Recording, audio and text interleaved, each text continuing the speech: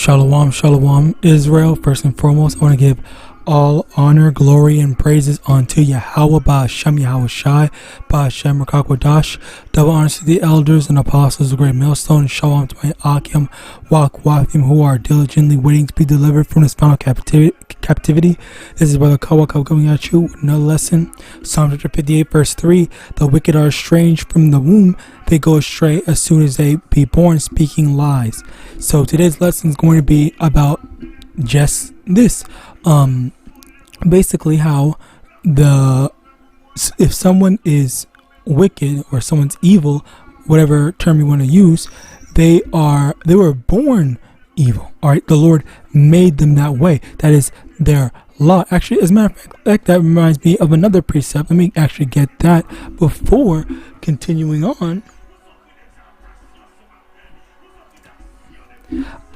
In Isaiah 46 verse 10, declaring the end from the beginning and from ancient times the things that are not yet done, saying, my counsel shall stand and I will do all my pleasure. All right, which Slakia, a bit of a side note, with all the stuff that's going on, this Slakia, this just reminds me kind of like a in your face type of moment where you have all these Christians and whatnot that are going against the truth. You got these atheists that say the Bible is not real, when in actuality everything that's going on, all right, we knew the Lord said, these wars and everything, these prophecies had to happen.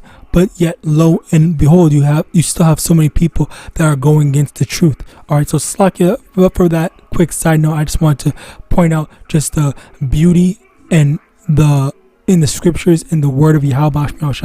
But yeah, basically, as I said before, it says Isaiah chapter 46 verse 10, declaring the end from the beginning, meaning that it was already Slakia. One of the biggest things is people's contributions to the world, be they positive or negative. So if someone was going to do something positive, like one thing that everyone likes to talk about is what's his name, Martin Luther King's quote unquote positive influence on the world, in America, where he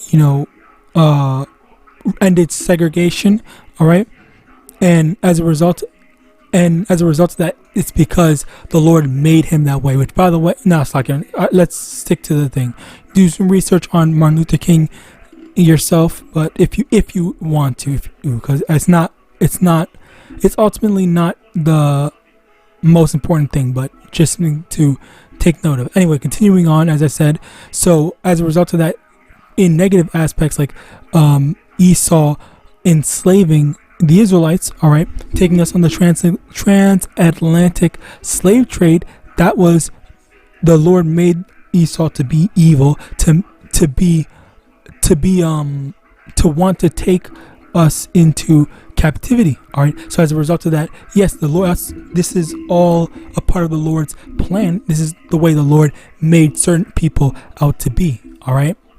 So yes, the wicked are estranged from the womb. They go astray as soon as they be born, speaking lies, doing evil, and all this stuff.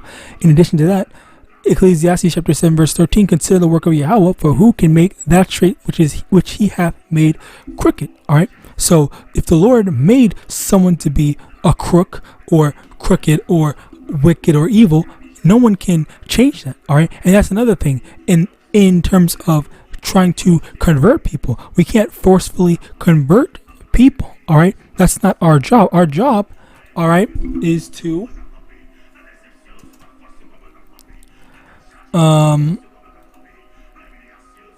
Ezekiel chapter 37 verse 9. Then said he unto me, prophesy unto the wind, prophesy, son of man, and say to the wind, thus saith the Lord Yahweh, come from the four winds, O breath, and breathe upon these slain that they may live. All right. And finally, also,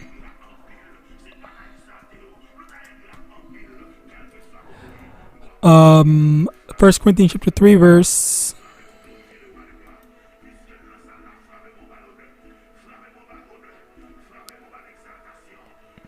1 Corinthians chapter 3 verse 6. I have planted, Apollos watered, and Yahweh gave the increase. So then, neither is he that planteth anything, neither he that watereth, but Yahweh that giveth the increase. All right. So the understanding here, or what you need to understand from this, is that you, let's just say, for example, you are planting a seed in someone to understand the truth. All right. It doesn't matter that you planted the seed or anything like that. The only thing that matters is if the Lord wanted that person to actually grow in that knowledge and to do something more with said knowledge. All right, that's the only way, someone can actually grow, because the conditions, it could be nice, it could be good.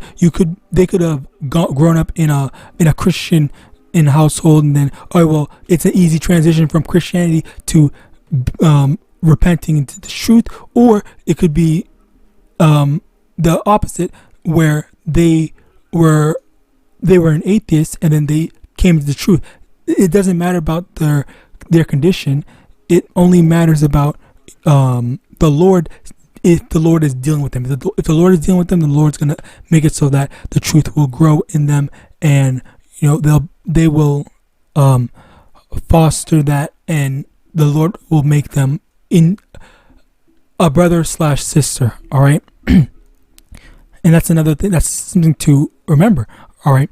Like, let me actually get that, as a matter of fact, before I continue on. Daniel chapter 12 verse 10. Many shall be purified and made white and tried, but the wicked shall do wickedly, and now the wicked shall understand, but the wise shall understand. Okay. So if they are a wicked person, they're not going to understand this truth. They're not going to be able to come in and repent. They're just going to keep on doing the same thing that they've been doing, and not caring about what is right, what's wrong, or who they are, or any of that stuff. They just want to keep on doing the same thing that they are used to.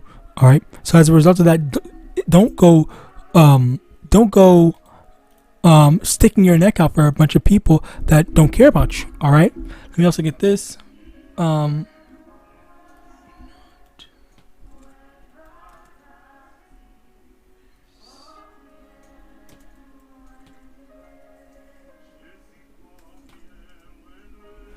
Slocky, bear with me. It should be in Matthew. This was what I was looking for, this, as a matter of fact.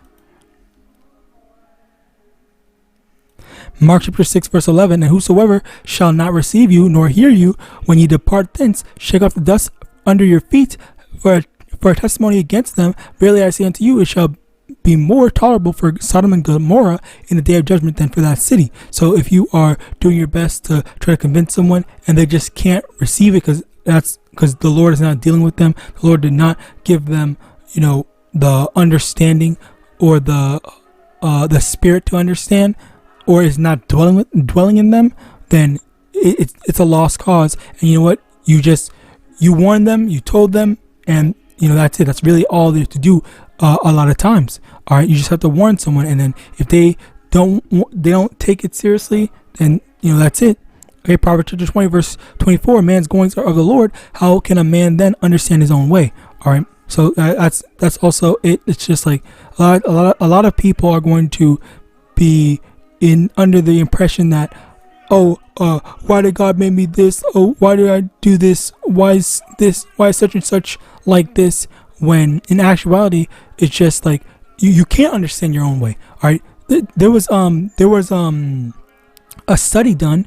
All right, where I think that they forcefully did this, like actually intentionally did it, where they were trying to study nature versus nurture. So they got a set of twins and separated them from birth, and then they took note on all the things that they were doing, where all the things that they were doing, where they were like trying to see, okay, do they still like the same things after so many years and growing apart from each other? Do they have the same tendencies and stuff like that? Do they think the same way?